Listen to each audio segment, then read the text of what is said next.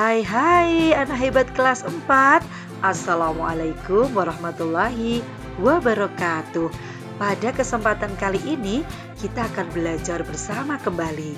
Pada video ini kita akan belajar tentang apa ya?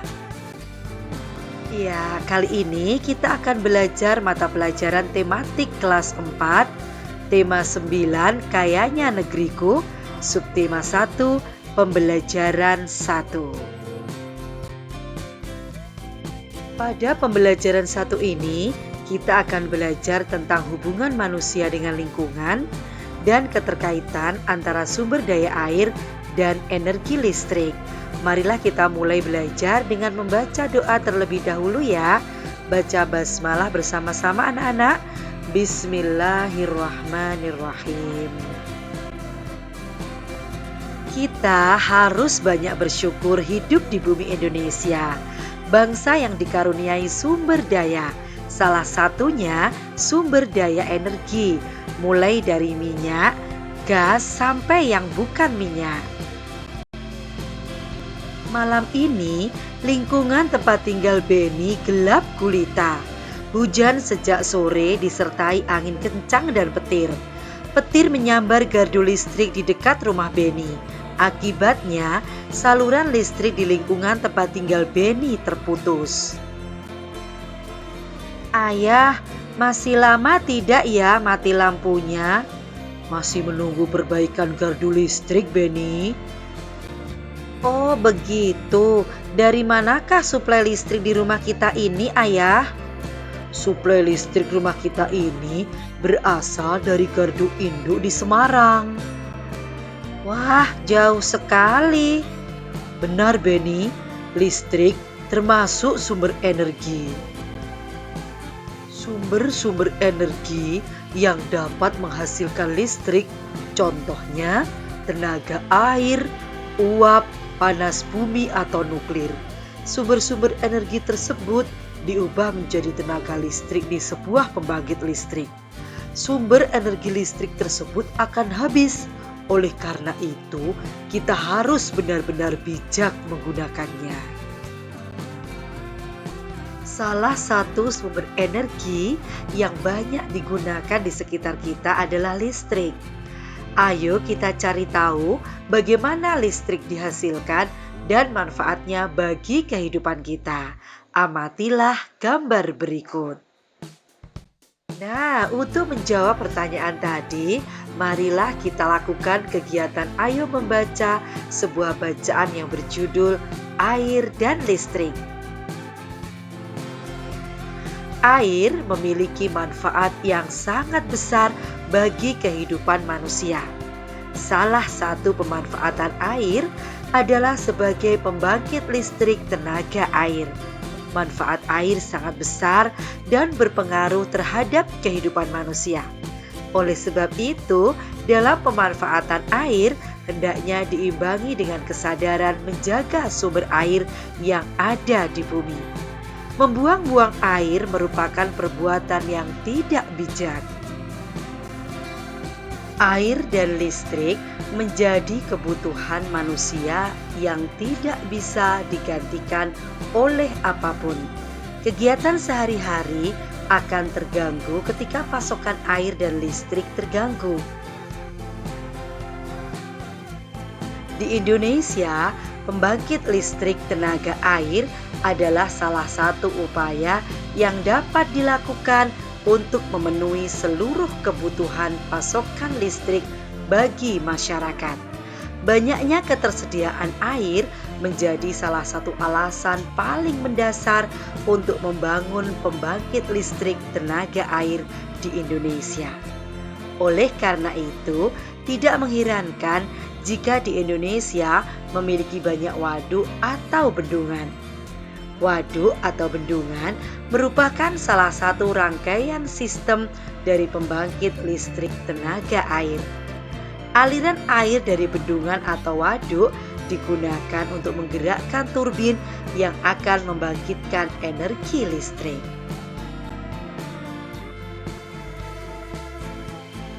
Air merupakan salah satu sumber energi yang cukup berlimpah. Air menyimpan energi yang cukup besar. Aliran air mampu menggerakkan kincir yang dibangun di dekat sungai.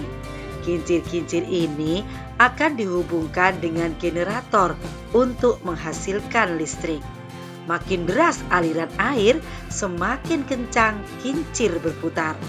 Energi listrik yang dihasilkan pun semakin besar. Setelah membaca bacaan di atas tadi, sekarang mari kita jawab 3 pertanyaan berikut. Yang pertama, apa fungsi air dalam pembangkit listrik tenaga air itu? Dalam pembangkit listrik tenaga air, fungsi air adalah sebagai sumber energi. Pertanyaan yang kedua, mengapa untuk menghasilkan listrik perlu dibangun sebuah bendungan? Supaya air terkumpul pada suatu tempat. Aliran air yang deras dari bendungan dapat menggerakkan kincir. Kincir yang dihubungkan dengan generator dapat menghasilkan listrik. Dan pertanyaan yang ketiga, adakah pembangkit listrik tenaga air di daerahmu? Jawaban dari pertanyaan ini tentu disesuaikan dengan daerah masing-masing ya. Karena kita tinggal di Kabupaten Tulung Agung, maka jawabannya adalah ada, yaitu PLTA Wonorejo. Berikutnya, pada kegiatan Ayo Berlatih, perhatikan lampu yang ada di rumahmu. Apa yang terjadi saat saklar lampu ditekan? Celing. Nah, kita tuliskan jawaban dari pertanyaan ini pada kolom berikut. Saat saklar lampu ditekan, energi listrik mengalir ke lampu, sehingga arus listrik berubah menjadi cahaya dan panas. Dari peristiwa tersebut, terjadi perubahan bentuk energi. Energi listrik berubah menjadi energi cahaya dan panas. Masih pada kegiatan Ayo Berlatih, tuliskan peralatan di rumahmu yang menggunakan energi listrik dan kegunaannya. Pada kolom nama peralatan, tuliskan nama peralatan, contohnya televisi, dan pada kolom kegunaan, kalian tuliskan apa kegunaannya. Televisi gunanya adalah sebagai sumber informasi dan hiburan. Nah, anak-anak tambahkan 9 lagi nama peralatan dan kegunaan sesuai dengan peralatan yang ada di rumahmu masing-masing. Setelah tadi kalian melakukan kegiatan Ayo Berlatih, sekarang kita akan kembali melakukan kegiatan Ayo Membaca. Kali ini bacaan yang berjudul Lingkungan. Kehidupan manusia tidak bisa dipisahkan dari lingkungan alam dan lingkungan sosial. Lingkungan adalah segala sesuatu yang ada di sekitar manusia yang memengaruhi kehidupan manusia. Berikut fungsi lingkungan bagi kehidupan. Yang pertama, lingkungan sebagai tempat mencari makan. Nelayan memperoleh nafkah dari laut. Petani memperoleh sumber penghidupannya dari lahan pertanian. Pengusaha memperoleh sumber penghidupan nafkah dari proses produksi, yaitu mengelola bahan-bahan dari lingkungannya. Fungsi yang kedua, lingkungan sebagai tempat bekerja. Setiap manusia melakukan berbagai aktivitas untuk mencari nafkah. Berbagai aktivitas tersebut menimbulkan terjalinnya interaksi sosial. Hal ini juga menunjukkan ketergantungan antar manusia dengan sesamanya. Melalui interaksi sosial, manusia mampu mencapai kesejahteraan hidupnya. Dan fungsi lingkungan bagi kehidupan yang ketiga adalah lingkungan sebagai tempat tinggal. Semua makhluk hidup, hewan, tumbuhan, termasuk manusia, memanfaatkan lingkungan sebagai tempat tinggal. Orang tuamu membangun rumah sebagai tempat tinggal di lingkungan. Bahan-bahan untuk membangun rumah seperti kayu, batu, dan pasir diambil dari lingkungan. Berdasarkan bacaan tentang lingkungan tadi, kita lakukan kegiatan Ayo Berlatih, yaitu menuliskan informasi yang kita dapatkan dari bacaan pada peta pikiran berikut. Kita mulai dari informasi yang pertama. Apakah lingkungan? Lingkungan adalah segala sesuatu yang ada di sekitar manusia yang memengaruhi kehidupan manusia. Informasi yang kedua, ada berapa jenis lingkungan? Sebutkan. Ada 2, yaitu lingkungan alam dan lingkungan sosial. Informasi yang ketiga, apa saja fungsi lingkungan bagi manusia? Sebagai tempat mencari makan, tempat tinggal, tempat bekerja, dan lain-lain. Informasi yang keempat, mengapa lingkungan bisa memengaruhi aktivitas manusia? Karena setiap aktivitas manusia dalam memenuhi kebutuhan hidupnya selalu beradaptasi dengan lingkungan. Dan informasi yang kelima, apakah lingkungan hanya bermanfaat bagi manusia? Mengapa? Jawabannya adalah tidak, karena hewan dan tumbuhan juga membutuhkan lingkungan untuk bertahan hidup.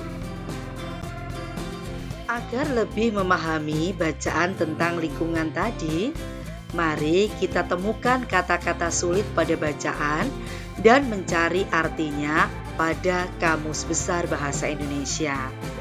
Apa saja kata-kata sulit yang ditemukan?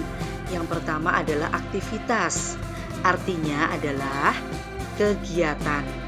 Kata yang kedua, lingkungan sosial, artinya tempat di mana manusia saling berinteraksi dan melakukan sesuatu bersama-sama. Kata yang ketiga, interaksi, artinya adalah berhubungan.